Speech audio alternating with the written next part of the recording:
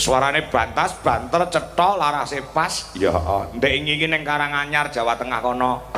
Niken Salindri iki bawa enek pakde-pakde ngono saking ngematke ndomblong nganti sarunge ceblok ra krasa. Wah ya. Semah kelontrang ngono. Ya. Wasu